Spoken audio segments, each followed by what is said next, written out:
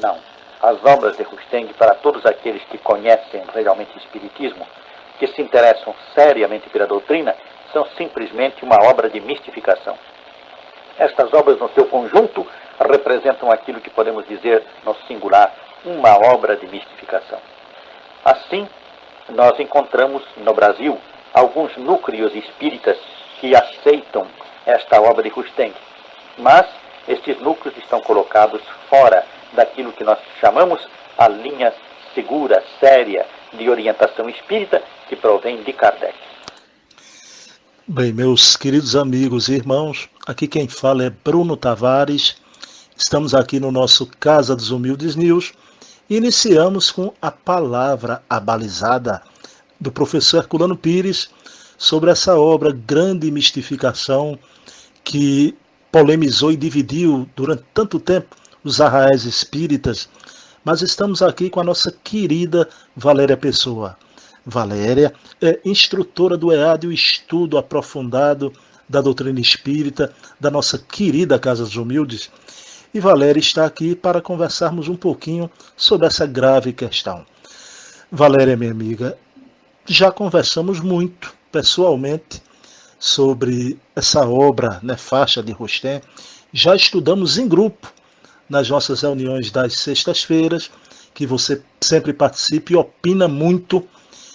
E diante de todo esse aluvião de pesquisas, Valéria, que está surgindo sobre as cartas de Kardec, a questão da adulteração de A Gênese, o episódio de Le Marie, não deixa de vir à baila também, claro, essa questão que talvez seja a maior de todas as polêmicas espíritas, a questão dos 4 evangelhos de Rustem, que fala no corpo fluídico de Jesus, na evolução em linha reta. Mas eu te pergunto, Valéria, o que é que você pensa sobre os motivos dessa infiltração? Terá sido uma falta de um estudo mais aprofundado de Kardec por parte desse movimento espírita? E aqui no Brasil essa obra penetrou. Você acha que devido a um misticismo que ainda imperava e impera em nossos arraiais? Mas você se debruçando sobre essa questão, o que é que você pensa? E com o estudo que você também é estudiosa de Herculano Pires, o que precisamos fazer para que de uma vez por todas questões espinhosas como essas, dessas mistificações, não venham novamente a incomodar esse nosso querido movimento espírita. Com você a palavra, minha querida Valéria.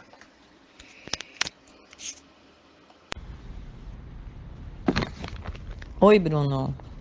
É sempre um prazer discutir essas coisas com você, né? A gente que faz isso com tanta frequência.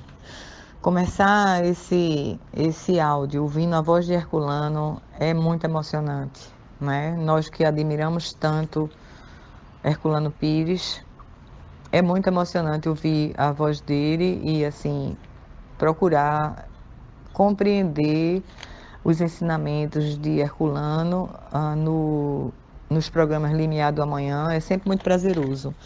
E como faz falta a firmeza e a coragem de Herculano Pires nos dias de hoje, uma pessoa que apontava bastante o que estava acontecendo de equívoco no espiritismo e tinha sempre a coragem de falar sobre isso sem se preocupar muito com o que pudesse sobrar para a imagem dele, né? Que eu acho que muitas das pessoas que hoje discordam de alguma coisa no espiritismo, pelo medo de evitar confronto ou mesmo que alguma coisa recaia sobre a sua própria imagem, faz com que algumas pessoas se calem.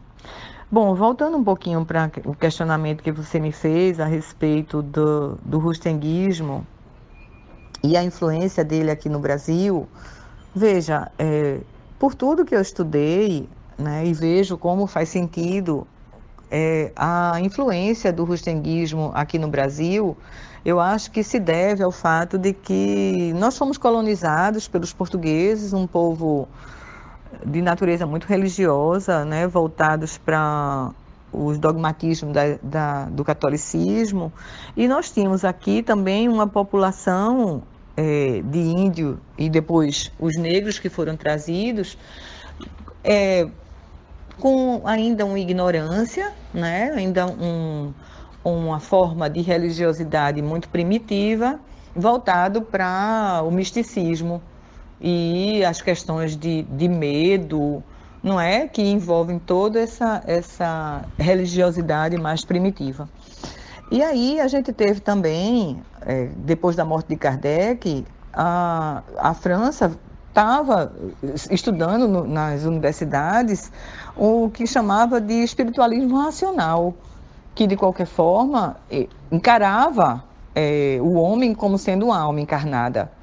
Diferente depois da morte de Kardec, quando a ciência se tornou absolutamente materialista, e aí separou-se da religião e que permaneceu com os seus dogmas muito fortes, né? E é dessa forma, como nós éramos uma sociedade mais jovem aqui no Brasil, nós tivemos um espiritismo muito influenciado por essas características de religiosidade.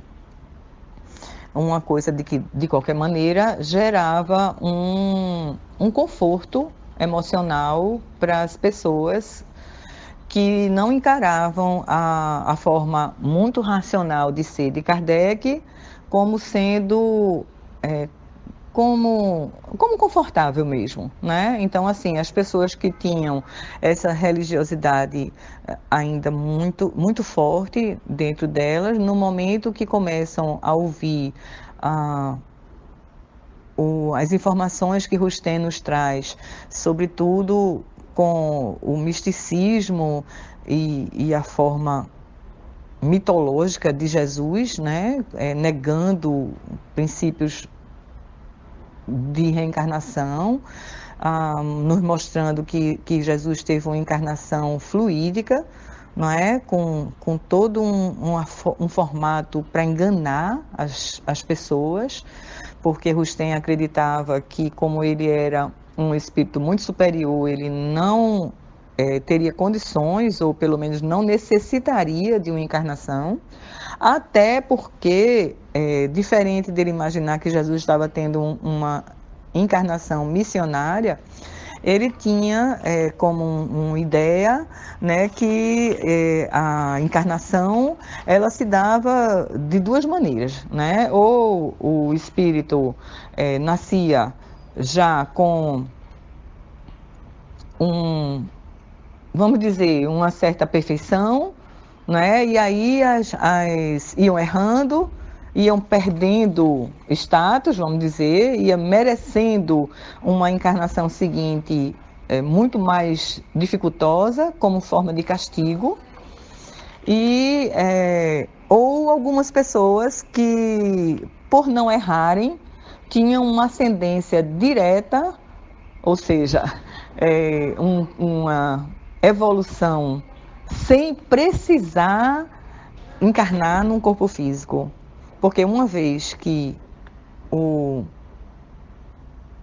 livre-arbítrio era dado logo de cara às pessoas e não desenvolvido, como a gente vê depois na descrição da Gênese original de Kardec, a gente via que as pessoas eram punidas pelo erro, né? O que não tem lógica nenhuma, porque se nós somos criados simples e ignorantes, Deus não podia punir o erro. O erro faz parte do processo de aprendizagem.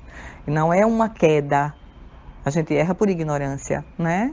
E dessa forma vai se construindo a moralidade, porque vai desenvolvendo a inteligência, né? Vai decidindo, vai tomando consciência na forma de decidir, vai aumentando a responsabilidade e aí se dá a evolução moral.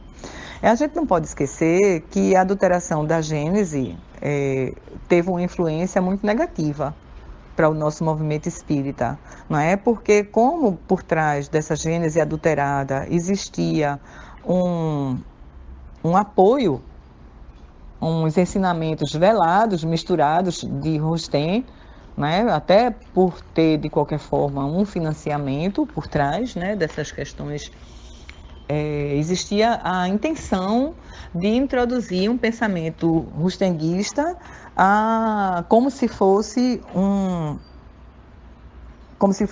a fala dos espíritos organizados por Kardec. Então, isso, de uma certa forma, respaldou as pessoas aqui no Brasil que já estudavam os 4 evangelhos de Rustem como sendo a revelação da revelação, né, como sendo uma verdade posterior ao que os espíritos falaram para Kardec.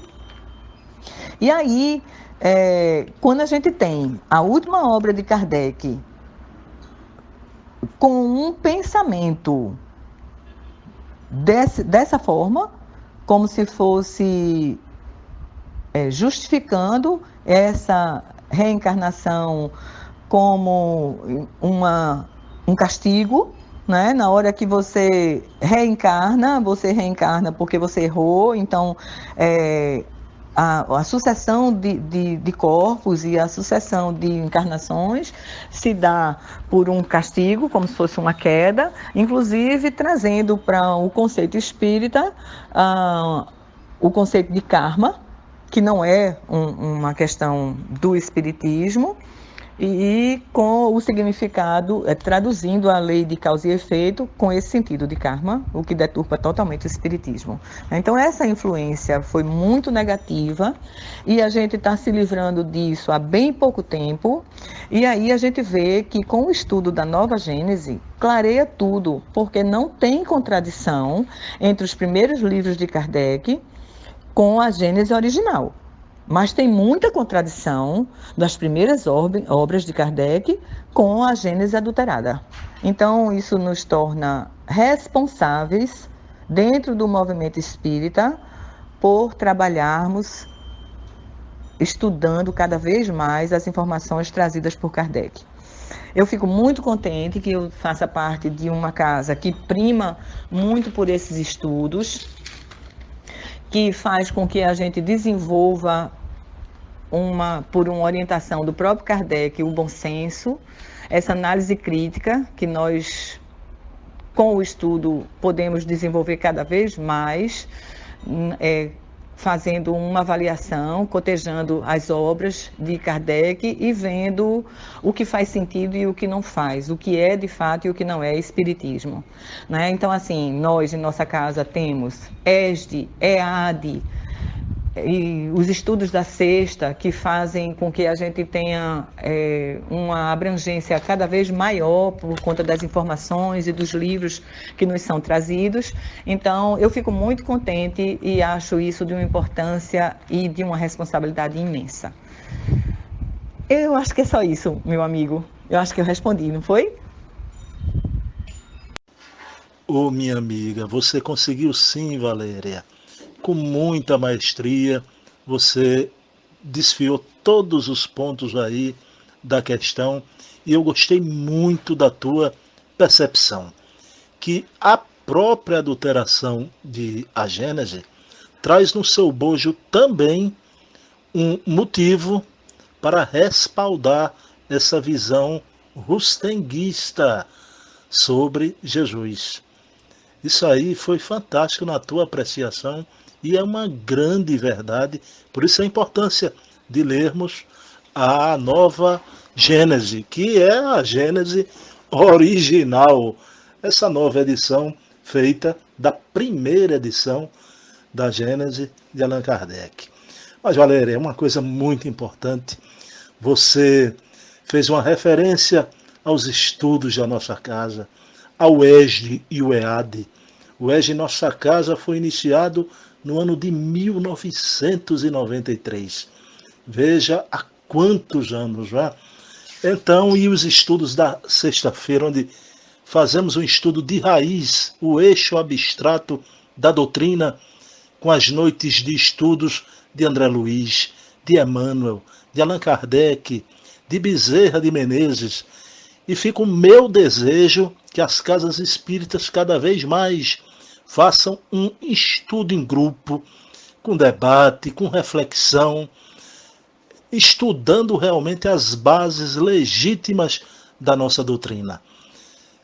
Sei que as palestras são importantes, atendem um objetivo, as palestras públicas, mas precisamos criar grupos de estudo cada vez mais por esse Brasilzão. Então, encerramos aqui o ano do nosso Casa dos Humildes News. Só voltará agora em fevereiro a nossa amiga Valéria. Vai entrar de férias, vai curtir um sol com a família, com as netinhas. Em fevereiro voltamos novamente com Casa dos Humildes News. Mas não vamos parar com o blog na rede, as mensagens no nosso canal de YouTube e no nosso blog também, porque este é um dos desideratos também da nossa existência na Terra, assumido lá em cima antes da nossa reencarnação, divulgar a doutrina, né? Então fica aqui um abração, um feliz Natal para todos, um feliz Ano Novo e que Jesus amanheça sempre em nossos corações. Eu queria que vocês ouvissem aqui novamente no final a fala do querido Herculano Pires novamente sobre a questão Rustem. Então, paz e bem, que Jesus amanheça em nossos corações. Um beijo na alma. Não. As obras de Rustem, para todos aqueles que conhecem realmente o Espiritismo, que se interessam seriamente pela doutrina, são simplesmente uma obra de mistificação. Estas obras, no seu conjunto, representam aquilo que podemos dizer, no singular, uma obra de mistificação.